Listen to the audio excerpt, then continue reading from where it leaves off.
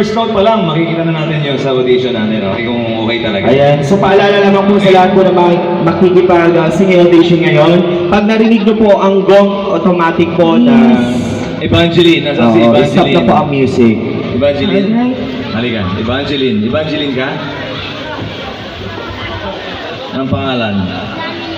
Lani Miranda, nasaan? Ayan. Tapos si Evangeline, nasaan? Evangeline. Gianni.